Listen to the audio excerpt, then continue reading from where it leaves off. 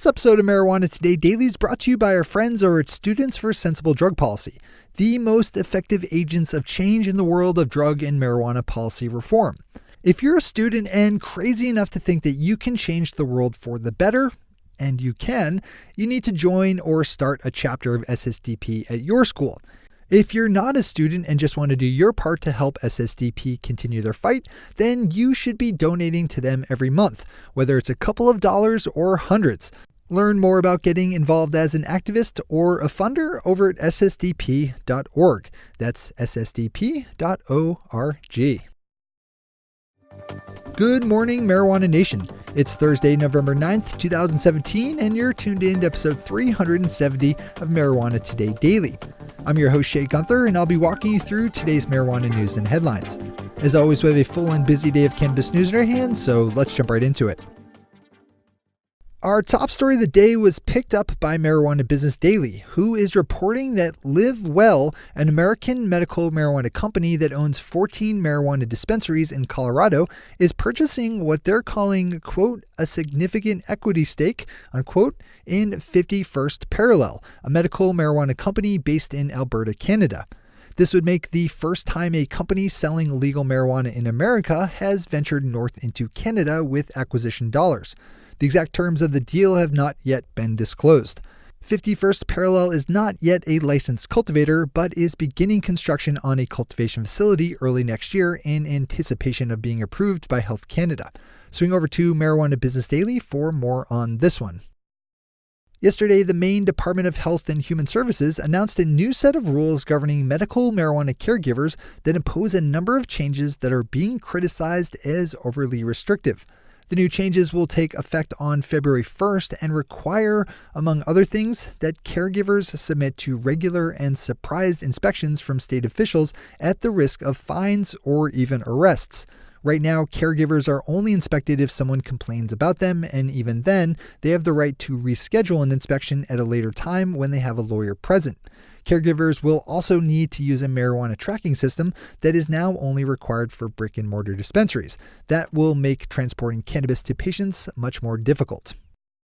Our final top story of the day is the news that Leafly has laid off 15 employees in the wake of the hiring of new CEO Chris Jeffrey. There's no word yet on which positions at Leafly have been affected, though we'll certainly report back if something newsworthy comes up.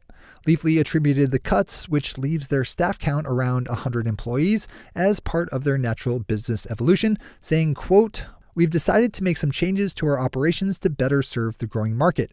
Unfortunately, some of these changes required eliminating certain job functions," unquote. Those are our top stories for today. It's time for Marijuana Today Daily Headlines Blitz. Before we blitz it on headlines, let's quickly thank our sponsor, Students for Sensible Drug Policy. Regular listeners know about my personal connection to SSDP, but for those new folks tuning in, I actually founded the very first chapter of Students for Sensible Drug Policy in upstate New York way back in the late 90s. I was a pretty fiery college kid and was really mad about how the government was lying to people my age about how terrible a drug marijuana was. So I started up a group in my sophomore year of college that became Students for Sensible Drug Policy.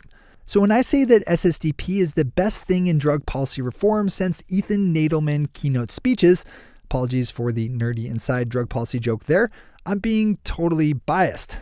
But at the same time, I've watched the entire time as SSDP has grown from what I started to a national organization that now has hundreds of chapters around the world. I mean, we were just a bunch of excited proto-hippie pod activists. Now SSDP is a super professional network of amazingly sharp and dedicated student activists who get things done. That's an organization worth supporting with your money.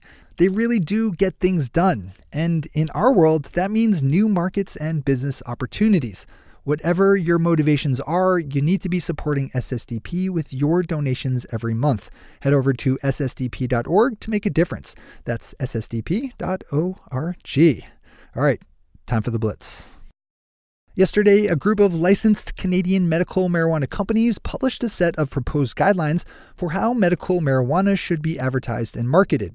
The group, called the Coalition for Responsible Cannabis Branding, is made up of 17 licensed producers, including Canopy Growth Corporation, and want to restrict themselves from making any mentions of things like sex and violence, while also avoiding any kind of appeals to kids. The plan is in contrast to the thinking of the federal government's legalization task force, who favor treating medical marijuana like the tobacco industry, which can only use plainly designed packaging with a bare minimum of facts about the product. This is another one of those things that we'll have to deal with down here in the US, everywhere legal marijuana lands, so it's probably not a bad thing to pay attention to. Sticking up north in Canada for a headline, we have Ontario Finance Minister Charles Sousa on Tuesday telling the Bloomberg Business Editorial Board in Toronto that he expects his government to make a lot of money selling legal cannabis through their centrally controlled marketplace, and that it was important that they not set the retail price too high so as to drive consumers back to the illicit market. Canada is embracing nationwide legalization with the goal of rolling out next summer, with each province left to work out how best to implement it. Ontario is going the route of controlling the whole system and will impose top-down pricing structures on all cannabis products. The Cannabist has a great post up with the full results of every marijuana ballot measure that went before voters on Tuesday. Most of the 18 cannabis questions up for vote statewide had to do with imposing special taxes on cannabis sales, though a few towns also voted on allowing for dispensaries to open up within their borders. If you're into Colorado news, this is a good one to open up for the full dive in. The marijuana investment fund Casa Verde, best known for having Snoop Dogg as an investor, just announced that they're leading a $1 million investment round into marijuana testing startup Cannabis. The website Mike has a really interesting piece on a YouTube series called DrugsLab that's funded by Dutch public media and that features charismatic young people taking drugs in ways that's both educational and entertaining. The DrugsLab hosts have used everything from ecstasy and cocaine to hash and speed in front of the camera, while also dipping into the well of sexual topics like masturbation. It's an interesting story, mostly for the contrast of American and Dutch attitudes about drugs, sex, and the government. It's hard to imagine PBS funding something like this. And finally for today, Florida Congressman Matt Gaetz has written an op-ed in the Cannabist calling for the government to remove tax code 280E from its books. That's the infamous federal tax code that prevents legal marijuana businesses from deducting the normal business expenses every other legitimate company in the country can. Great news. The real story here, though, for me, is the character of Congressman Matt Gaetz, who has recently sprung up in marijuana news for calls like this one, published in the Cannabist.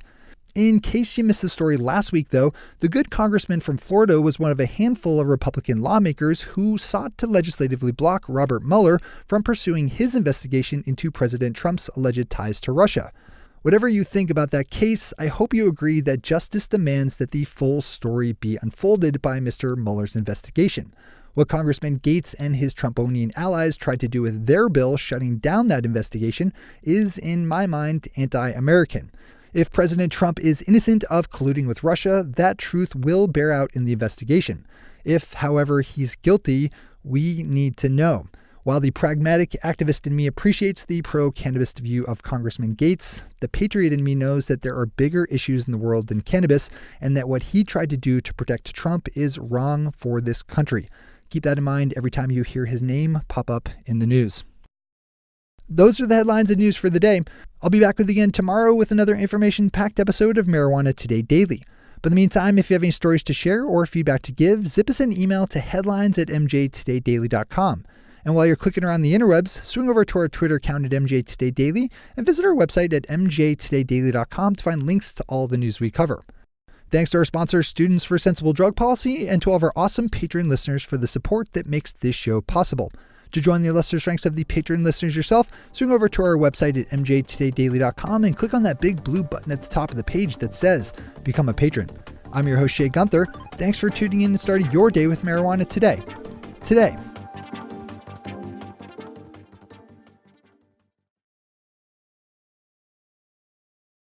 One take, Shay. One take.